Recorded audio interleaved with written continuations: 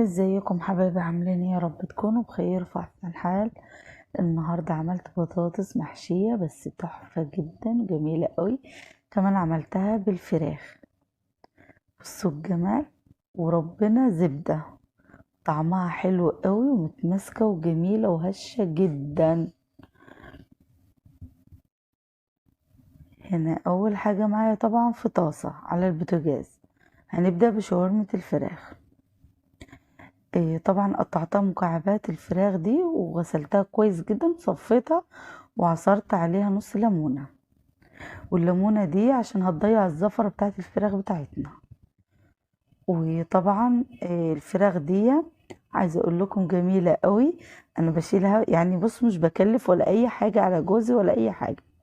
بصراحة من كل فرخة انا بشيل منها كده في الصدور. بشيل يعني كم حتة كده من الصدر، وبحفظها في علبة في الفريزر. وزي كده لما يكون يوم ما فيش اي اكل بعملها. الاكله دي جميله قوي ومغذيه قوي. طبعا معايا فلفل الوان، اصفر واحمر واخضر. وطبعا طماطمايه مسلوقه. وضربتها كده كويس في الكب. تمام. كده طبعا الفراخ هنا حبايب قلبي طبعا بعد ما نزلت المية بتاعتها وشربت المية بتاعتها، وقلبت برضو وانا البوتاجاز عالي. فضفت البصلة، بصلة كبيرة ورشة فلفل. وطبعا هرش ملح كده وهقلب.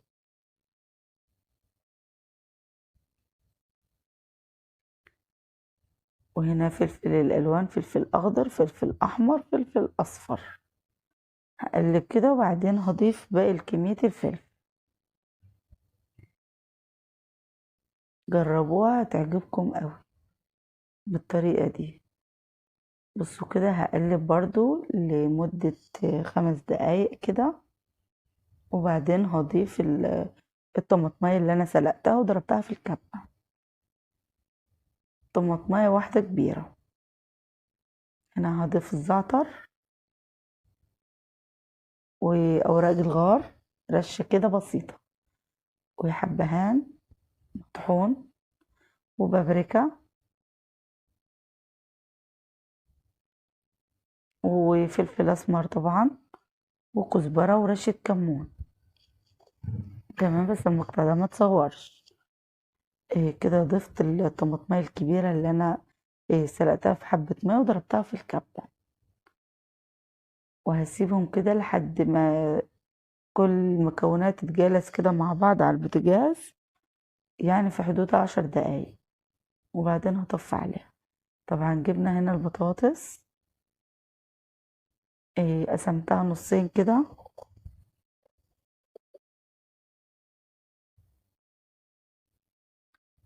تمام. وطبعا بالمعلقة بتخرجيها كده. هنكحت كده بس بالراحة طبعا. البطاطسية بجيبها تكون مليانة وكويسة يعني كبيرة. وبقسمها نصين. وطبعا بتكوني محضرة مية عشان البطاطس ما تسودش منك لحد ما اخلص بقى الكمية كلها. كده خلاص. طبعا البطاطس اللي انا بخرجها دي برضو مش هرميها. دي هتشوفوها. انا بعملها برضو عملتها ببصلة. يعني كده ضفت بصل على البوتاجاز وقلبتها كده. خدت لون اصفر بسيط. وبعد كده رحت ضفت البطاطس اللي طلعت دي القطعة دي الصغيرة. وبعدين حطيت لها صلصة انا مسبكاها عندي. عليهم برضو خليتهم يستووا في بعض. والتوابل ورحت فرشتها في الصينية في الاخر. برضو هتشوفوها في اخر الفيديو. انا وشغالة برضو هقول لكم عليها. بتقوري طبعا بالمعلقة كويس جدا. وطبعا تكون المعلقة يعني بالراحة خالص. انا مش عارفة كانت ايدي ليه كده بعيدة من الكاميرا. بس مش عارفة مكنتش واخدة بالي. طبعا هنا زيت، رشة فلفل، وبابريكا، وملح. وده طبعا الخليط اللي انا هدهن بيه البطاطس بتاعتي قبل دخول الفرن. البطاطس ممكن تحمريها في زيت بس انا لا، عايزة اسويها في الفرن عشان متشربش زيت كتير. ولكن انت لو عايزة تجليها يعني تحمريها كده، تديها قلبتين كده من فوق البوتاجاز برضو عادي مفيش مشكلة. تمام كده، دي الصينية دي دخلت الفرن. وبصوا الخليط ده اللي قلت لكم عليه اللي انا عملته بالبصلة واللي هو البطاطس، تمام، والطماطم. هفرشه كده من تحت الصينية. تمام كده. وطبعا البطاطس هرصها كده من فوق. الصينية دي غير الأولانية اللي انتوا شفتوها، دي كده هعملها من غير الصوص اللي تحت. بس انا قلت الصوص ده مش عايزة ارميه يعني، البطاطس دي فاختار، فانا قلت استخدمها بالطريقة دي. ويعلم ربنا كانت جميلة قوي، يعني اللي تحت ده اتاكل قبل اللي فوق بصراحة. كده هتدينيها بالخليط وهندخلها الفرن. طبعا لما تدخليها الفرن في الوقت ده لو ورقة فيون تغطيها، و10 دقايق هتكون استوت. بعد ما تستوي تشيلي ورقة الفيون وافتحي كده عليها الشواية، هتاخد لون البطاطس. خرجيها، هنضيف بقى شاورمة الفراخ. بس طبعا انا ما كانش عندي ورق فيون، فانا غطيتها بصينية صراحة يعني. الجيش قالك اتصرف وانا اتصرفت، فانا بصراحة غطيتها بصينية عادي اي غطا عندي عشان الحرارة تكتم كده من جوه البطاطس تستوي. كده انا هحط برضو شاورمة الفراخ من فوق، وهرجعها برضو في الفرن تاني. برضو انا مغطياها، هغطيها بصينية ان انا عايزة البطاطس تستوي. اول ما تهرسيها كده وتلاقيها استوت كده خلاص، هنضيف بقى اخر حاجة الجبنة الموزاريلا.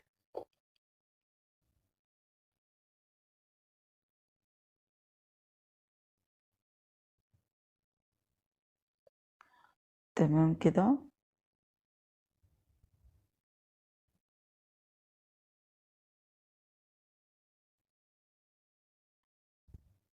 تمام، هدخلها الفرن واغطيها دي.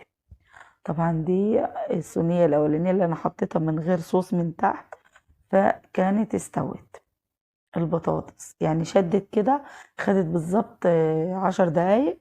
فهضيف شاورمة الفراخ، وبرضه هتقعد في الفرن ربع ساعة وأنا مغطيها بصينية عشان البطاطس تستوي. وبرضه آخر حاجة برضه الجبنة الموزاريلا هنحطها. واضغطي كده كويس جدا. أهم حاجة البطاطس تستوي، يعني كده تهرسيها بإيديك تلاقيها كده في الطرف. بصوا استوت كده خلاص. هنضيف الجبنة الموزاريلا من فوق. وطبعا لما نضيف الجبنة الموزاريلا هتقعد تحت الشواية، مفيش يدوب 5 دقايق أو 3 دقايق وتلاقيها بقى خدت لون الذهبي الجميل اللي انتوا شفتوه، والجبنة تكون ساحت. برضو التانية نفس الطريقة.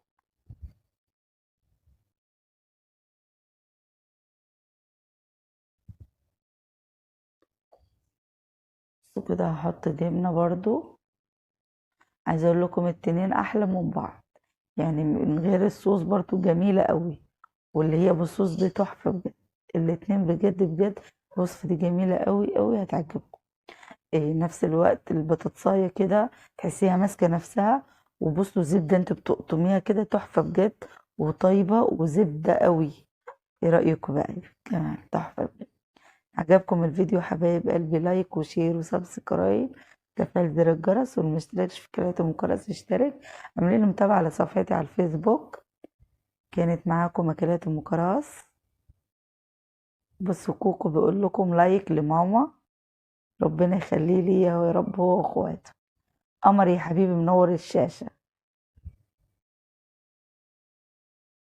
ده كان فيديو النهاردة، ايه رأيكم في الجمال بقى؟ تحفة بجد وجميل وزبدة، بجد فظيع فظيع.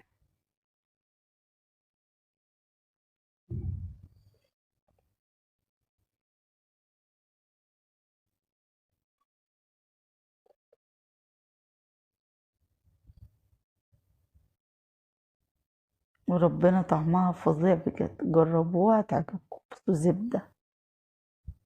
اشوفكم على خير ان شاء الله، فيديو جديد. باي باي.